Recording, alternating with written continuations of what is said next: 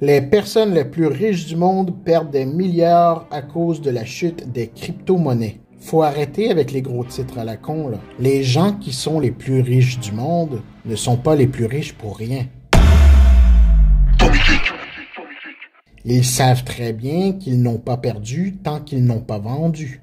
Le cours du Bitcoin ou de l'Ethereum ou de whatever la crypto dans laquelle vous êtes ne vous fait pas perdre quoi que ce soit tant que vous ne l'avez pas vendu. Si vous vendez en bas, oui, vous avez perdu. Mais si vous conservez vos cryptos et attendez que ça remonte, vous n'avez pas vendu. Donc, vous n'avez pas perdu. Cette notion de perte avec les courbes de la crypto, c'est comme ça que les gens perdent vraiment. Parce qu'ils prennent peur, ils paniquent. Ils paniquent pourquoi? Parce qu'ils se disent « Mon Dieu, j'ai perdu tant de milliers de dollars! » Mais c'est pas vrai. Tant qu'ils n'ont pas vendu, ils n'ont pas perdu. Il ne faut juste pas accepter la perte. Et pourquoi la crypto descend selon vous? C'est parce que beaucoup de personnes ont peur et se jettent dans le précipice. Qu'est-ce qui va arriver après? Ben, les plus gros vont racheter dans le bas, tout simplement. Et ensuite, la crypto risque de remonter. Donc, non seulement les peureux vont avoir vendu dans le bas, mais ils vont racheter en montant. Donc, ils risquent de monter moins haut, ou plutôt de faire moins de marge. Si vous êtes nerveux et que vous avez peur de perdre, au point de dire que vous avez perdu chaque fois que les courbes descendent, n'investissez pas dans la crypto. Vous allez perdre. Exactement le genre de question que se poserait le profil type des gens à qui je dirais de ne pas investir dans la crypto. Cette question, en fait, amène de la peur. Elle vient de la peur. Elle vient de la peur de perdre. Et dans le monde de la crypto, il ne faut pas avoir peur de perdre. Car avoir peur de perdre fait perdre. Ceci dit, les plus grands traders dans le monde de la crypto sont les plus grands manipulateurs que le monde connaisse. Leur travail quotidien, c'est de faire en sorte que la plus grande masse possible se questionne justement sur cette question. Et si ça remonte jamais, les gens se mettent à paniquer et vendent à perte parce qu'ils ne veulent pas perdre ce qui reste. Mais il faut se poser surtout la question suivante.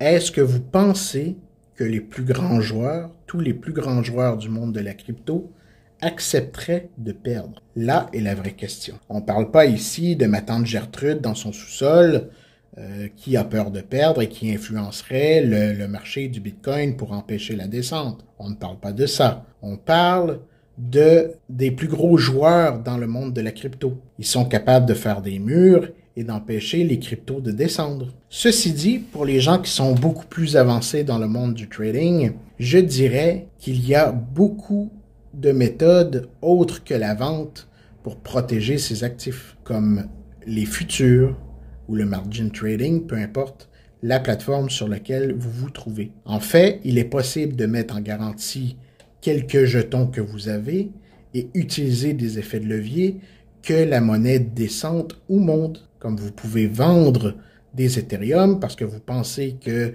l'Ethereum va continuer à descendre et racheter l'Ethereum dans le bas et remonter avec. Ça fait augmenter votre capital dans le jeton que vous avez mis en garantie et ça vous fait augmenter votre valeur. Donc, de cette façon, si votre token continue à descendre, votre valeur va monter.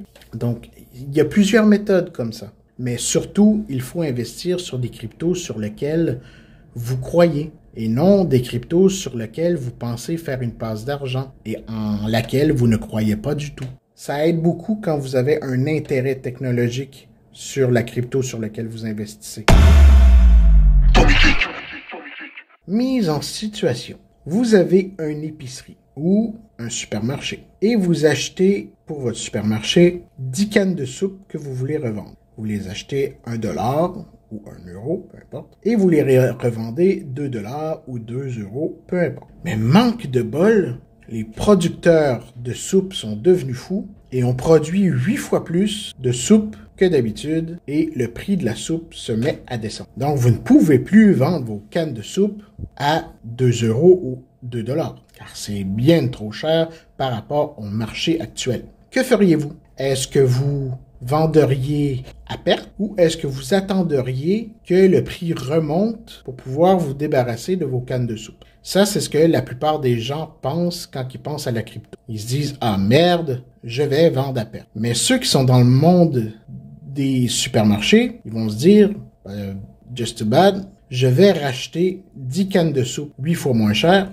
et les revendre 8 fois moins cher. » Mais pour que les cannes de soupe soient toujours neuves sur les tablettes et qu'on ne traîne pas 10 vieilles cannes de soupe, et on remplace toujours les 10 vieilles cannes de soupe par les nouvelles cannes de soupe. Et on vend les vieilles en prenant soin de toujours conserver ces 10 cannes de soupe toujours en stock et de les racheter toujours au prix qui sont en bas.